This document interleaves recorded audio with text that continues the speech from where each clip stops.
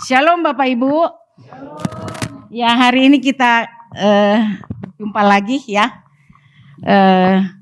Kita belajar satu bagian yang mungkin kita sering nyanyikan lagunya ya. Siapa namanya? Sari Simorangkir pernah nyanyi ya lagu apa? Dan juga Angel Peters ya lagu ini. Nanti kita di akhir mungkin bisa. Kita baca dulu firman Tuhan pada hari ini. Yaitu dari 1 Tawarik 4 ayat 1 sampai yang ke-10. Saya memberikan tema doa menentukan masa depan.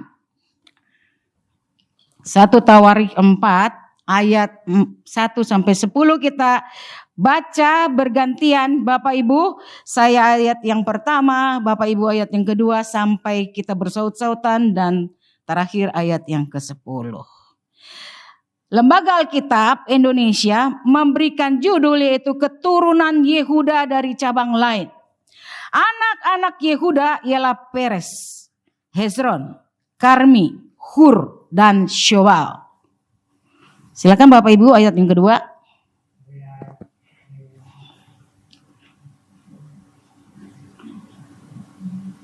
Ada? Kalau enggak saya yang baca nih. Reaya, anak Syobal, memperanakan Yahat, dan Yahat memperanakan Ahumai dan Lahat. Itulah kaum-kaum orang Zora. Inilah anak-anak Etam, Yizrael, Isma, dan Itbas. Nama saudara perempuan mereka ialah Hazelel Poni.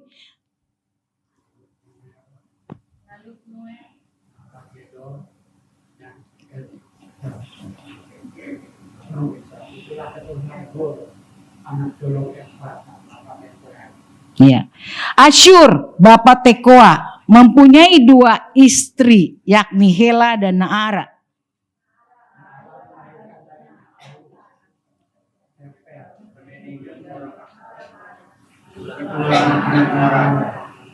Anak-anak Hela ialah Zeret, Yezohar, dan Etnan.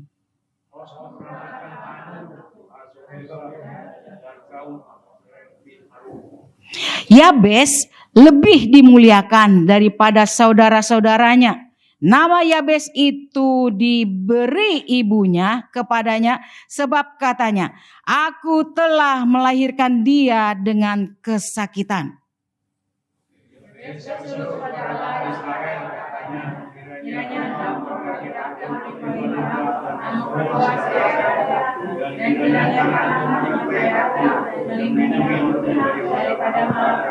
Sehingga kesakitan tidak dimaklumi dalam melakukan permintaan itu. Ya, sampai sedemikian jauh pembacaan firman Tuhan.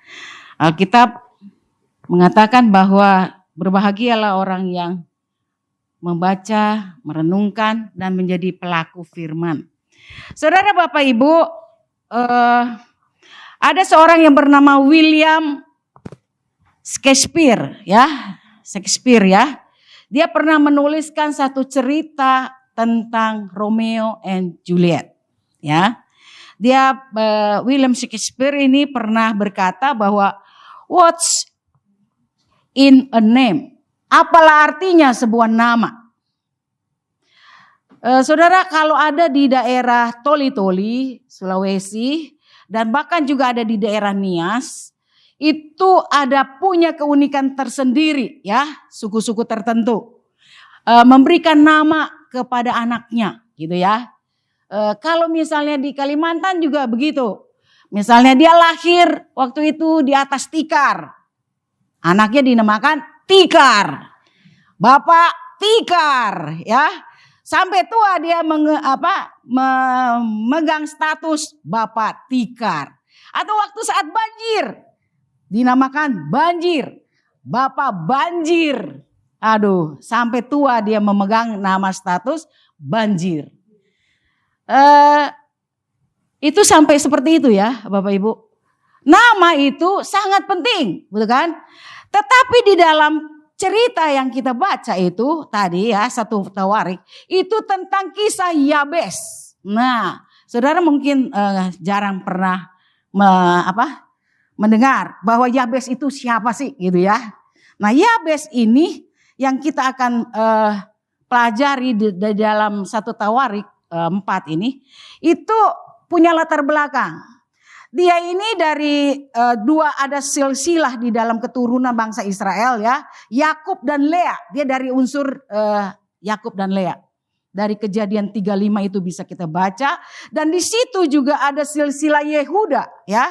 Dari Kejadian itu, silsilah Yehuda itu dari Kejadian pasal 35 itu sampai ayat 1 sampai 23. Dan juga dari silsilah Simeon, kelanjutannya dari ayat 24 sampai 43. Dari keturunan Yehuda ini sebetulnya sukunya Raja Daud ya, ini memiliki peranan penting dalam sejarah penebusan bangsa Israel yang berkaitan dengan Yesus ya.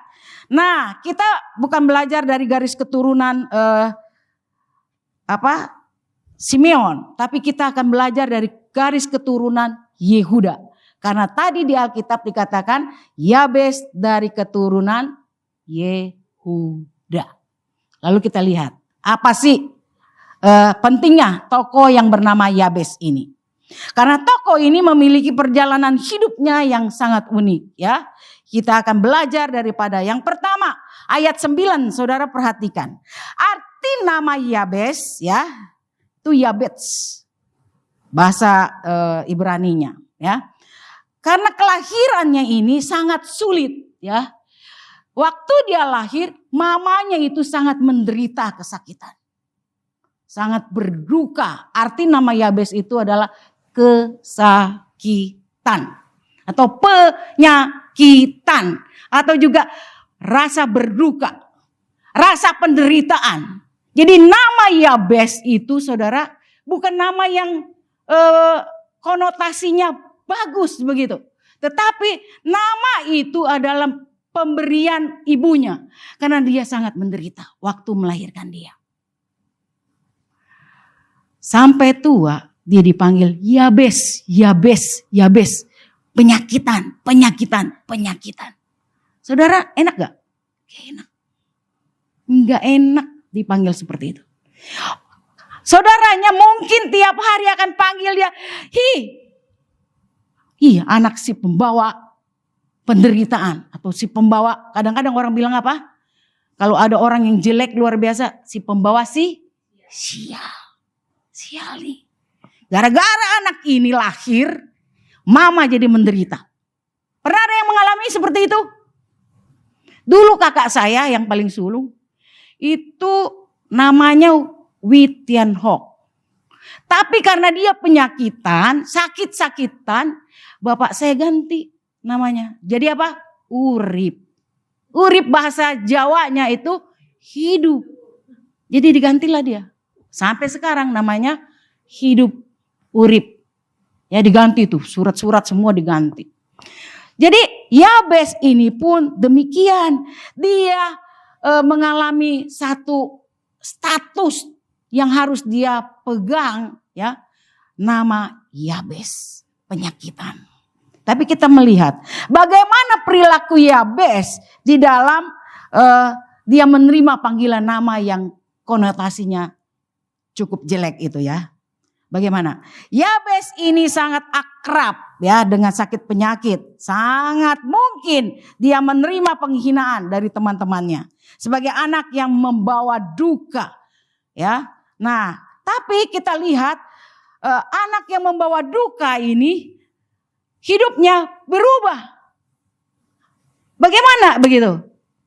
Bagaimana dia bisa menerima nama itu, Yabes itu, sampai dia berani berdoa. Sampai namanya dicatat dalam Alkitab hanya 2 ayat. Yang sangat mulia. Nama tadi nama panjang-panjang bagus-bagus ya. Tapi hanya nama Yabes disebutkan di dalam ayat yang berapa itu? Ke-9 dikatakan Yabes lebih dimuliakan daripada saudara-saudaranya. Ya, dia lebih dimuliakan. Padahal dia namanya jelek. Namanya penyakitan. Tapi bagaimana nama itu bisa merubah dirinya itu. Saudara, ini tidak mudah ya. Bagaimana membalikkan nama yang jelek dengan hidup yang bagus, dengan hidup yang benar-benar baik. Coba kita lihat catatan yang sangat penting di dalam komentar yang sangat positif dibandingkan dengan nama-nama lain tanpa komentar. Ya, tadi ada 10 nama, lebih dari 10 nama. Tapi nama Yabes yang lebih dimuliakan. Nama Yabes yang lebih diindahkan. Nama Yabes yang lebih dipermuliakan daripada nama-nama yang panjang tadi kita baca. Sangat unik. Nama yang unik, nama yang jelek. Tetapi Tuhan memuliakan dia. Saudara, kita lihat lagi. Yabes menurut catatan dia lebih dihormati dibandingkan saudara-saudaranya. Perhatikan ayat 10 ya, ini yang sangat tidak dimiliki oleh saudara-saudara yang lain. Ayat 10 itu dikatakan adalah, perhatikan. Yabes berseru kepada Allah Israel, katanya, kiranya engkau memberkati aku berlimpah-limpah dan memperluas daerahku, dan kiranya tanganmu menyertai aku dan melindungi aku daripada malapetaka, sehingga kesakitan tidak menimpa aku. Dan Allah mengabulkan permintaannya itu. Bapak Ibu, doa bagi sakit penyakit itu saudara bisa disembuhkan ya. Saudara bisa disembuhkan. Nama Yabes yang sudah penyakitan itu dipikul dia seumur hidup, tetapi dia bagaimana bisa merubahnya itu ya. Dia mendekatkan diri kepada Allah Israel, dia mendekatkan diri kepada Tuhan Allah, dia memiliki persekutuan yang baik dan harmonis dengan Allah, sang sumber berkat itu. Ya, kalau kita mau diberkati Tuhan, milikilah hubungan yang baik, yang dekat kepada Tuhan. Dan doa dia ini saya melihat ya, saya meneliti doa dia ya. Saudara, doa bisa disembuhkan. Dengan berdoa keluarga kita bisa dipulihkan ya. Hubungan suami istri bisa dipulihkan. Kita jatuh bangun di dalam usaha pekerjaan kita bisa dipulihkan dengan berdoa ya. Dengan berdoa bisa kita lakukan apapun, saudara Bapak Ibu. Tetapi tidak semua doa itu bisa juga diselesaikan dengan cara-cara yang seringkali orang mau memakai cara-cara dunia ya. Saudara Bapak Ibu, dulu ada seseorang mengatakan seperti ini. Segala sesuatu butuh uang, tetapi tidak semua bisa diselesaikan dengan uang. Menyelesaikan penyakit, apakah bisa dengan uang? Tidak. Ya, tidak semua menyelesaikan penyakit dengan uang. Karena ada seorang dulu customer saya ya, waktu tahun 90-an itu. Dia belanja nih, tahun 90-an. Itu belum zamannya scan QRIS gitu ya. Ini dia belanja itu Bapak Ibu, dia bawa tas besar. Taci-taci ini ya, orang Chinese. Dia waktu itu zaman tahun 90-an itu, bajunya yang kami jual itu adalah baju Korea, Jepang, dan Perancis ya. Itu bajunya, baju lokal gak ada. Nah, dia belanja tuh setiap belanja itu dia bawa tas besar. Bapak Ibu tasnya itu besar, itu duit semua. Gak ada itu di dalam dompet terselip. Dia kalau belanja itu gak perlu dia lihat-lihat ada daftar harganya ya. Kertas kecil itu kan ada harganya. Tidak, ini orang kaya luar biasa. Jadi dia belanja itu tinggal ambil bungkus. Gak perlu dicoba, gak perlu dia itu dia tahu. Karena dia tahu, karena sudah berlangganan dan tahu kualitas baju itu. Kalau dia membayar itu, dia buka seleting tasnya itu, duit semua. Satu tas itu. Duitnya itu aut-autan semua. Banyak begitu ya. Tapi Tetapi nih, dia katakan apa? Dia kan panggil saya Lora ya. Weh Lora, gue banyak duit. Tapi gue gak bisa makan. Maksudnya, emangnya ibu gak bisa beli? Bisa semua saya beli. Tapi dokter melarang saya untuk makan. Ini gak boleh, itu dilarang, itu mentok. Kena itu mentok, gak boleh, gak boleh. Tidak bisa menyelesaikan apa? Penyakitmu dengan uang. Itu maksudnya, ya. Jadi bisa saja kita berdoa sembuh. Segala sesuatu bisa disembuhkan. Segala sesuatu bisa kita ubah. Tetapi dengan siapa dulu? Dengan Tuhan Allah. Yabes meminta di dalam doanya, berkati aku ya. Dia katakan apa? Kiranya engkau memberkati aku berlimpah-limpah. Saudara, ini kalimat yang pertama adalah doa berkat. Yabes memohon agar diberkati Allah dengan berlimpah-limpah. Saudara, ini doa yang sangat berani. Siapa di antara saudara yang pernah berdoa? Aku minta berkat-Mu berlimpah-limpah Tuhan. Siapa? Saudara, kalau minta berkat itu, kalau Tuhan berikan banyak, dituntut banyak. Jadi kamu diberkati Tuhan, Tuhan juga menuntut kamu. Dengan apa? Kamu sudah diberkati Tuhan. Lalu tuntutannya bagi Tuhan untuk hidupmu apa? Tuhan juga menuntut banyak. Jadi doa ini adalah doa yang sangat berani. Kiranya engkau Allah memberkati aku dengan berlimpah-limpah. Saudara, dia mempekerjakan orang ya. Yabes ini dia bukan bisa bekerja sendiri, bukan? Iya, dalam berkat yang Tuhan curahkan, mungkin banyak ternak dombanya, begitu banyak. Begitu berlimpah-limpah, ya. Dia butuh tenaga, orang yang bekerja bagi dia, betul? Iya. Jadi berkat itu menuntut juga untuk memberkati orang lain. Bapak Ibu, ini tidak mudah. Minta doa berkat banyak, sebanyak-banyaknya. Berlimpah-limpah itu kan banyak. Tapi tanggung jawab juga banyak. Lalu kalau dia banyak berkat, ternak domba begitu banyak, unta begitu ratusan, ribuan ekor. Dia juga minta apa? Tuhan memberikan aku perluasan wilayah. Bapak Ibu, ini doa yang sangat lengkap. Bapak Ibu, doa sudah berkat dia minta yang pertama. Lalu dia minta sudah berkatnya turun. Dia kelola lagi bersama-sama karyawannya. Bersama-sama dengan semua para pekerjanya itu. Dia minta perluasan wilayah. Ini benar-benar luar biasa. Doa yang komplit. Dia minta perluasan.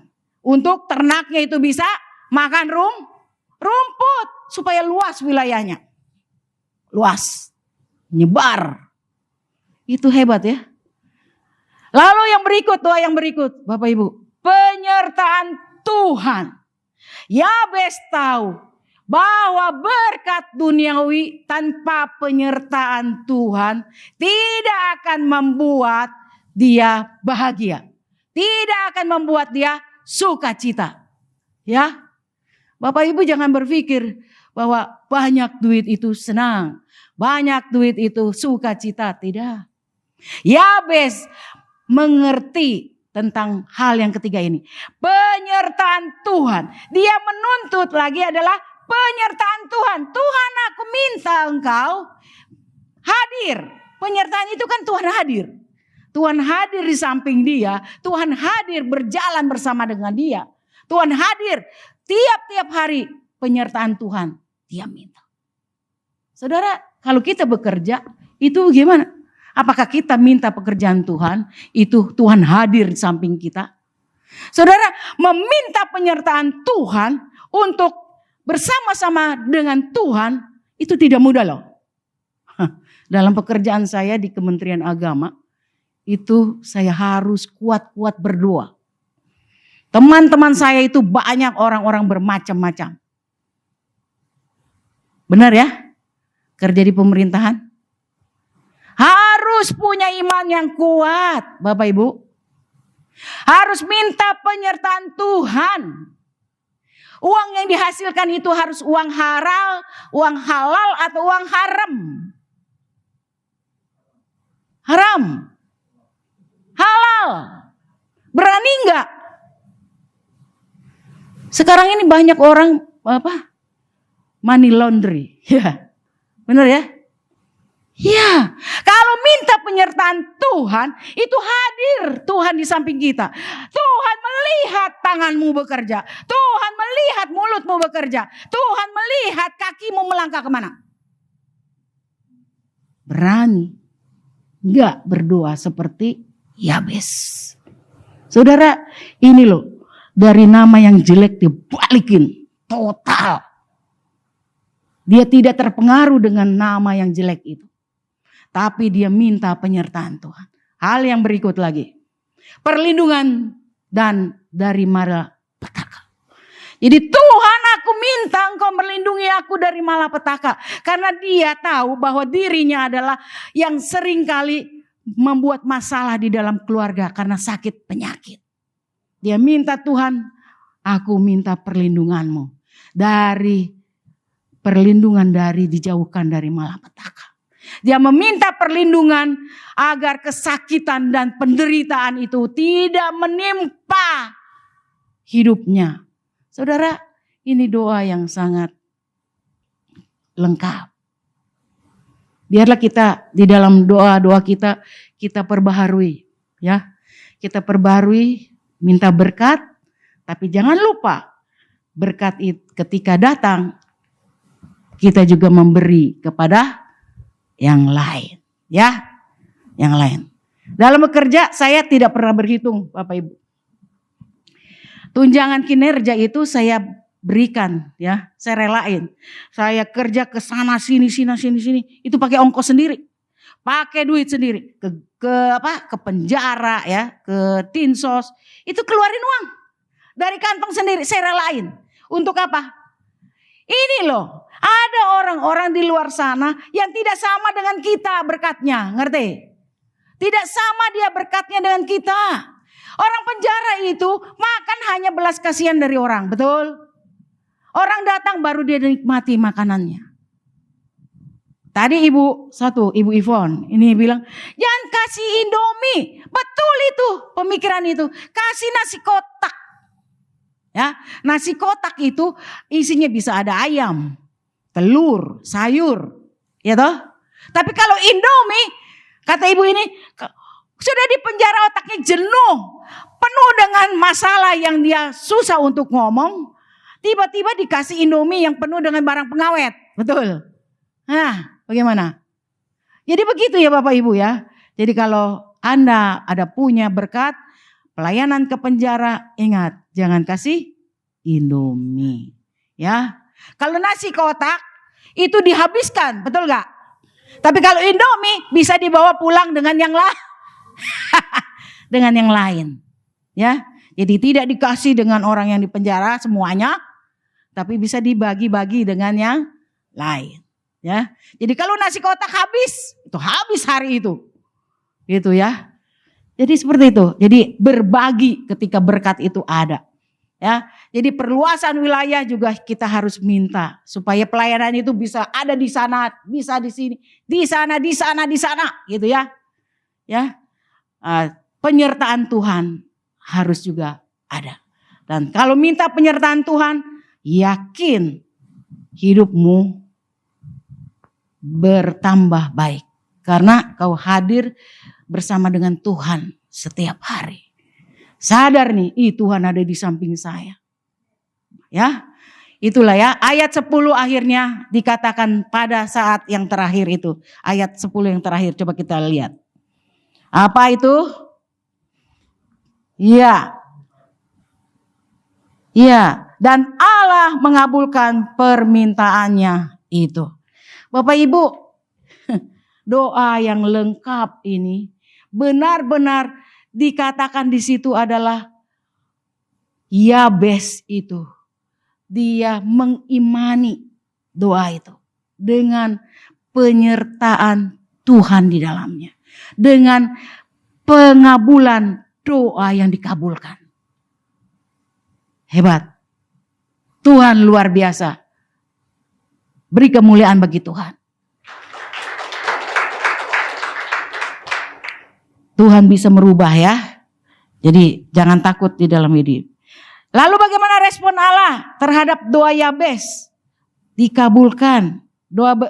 Allah berkenan mengabulkan doa Yabes. Dan akhirnya Yabes pun hidup di dalam jalan-jalan Tuhan. Kiranya pelajaran daripada Yabes hari ini, ia mengatakan, kiranya Allah memberkati dengan berlimpah-limpah dan bahkan dengan perluasan wilayah, penyertaan dan perlindungan itu menjauhkan dia dari malapetaka. Biarlah doa Yabes ini juga menjadi doa kita masing-masing di dalam tiap rumah tangga dan tiap perjalanan hidup kita, dalam bekerja, dalam keadaan apapun, kita ingat bahwa Allah memberikan penyertaan kepada kita. Amin. Mari kita tundukkan kepala.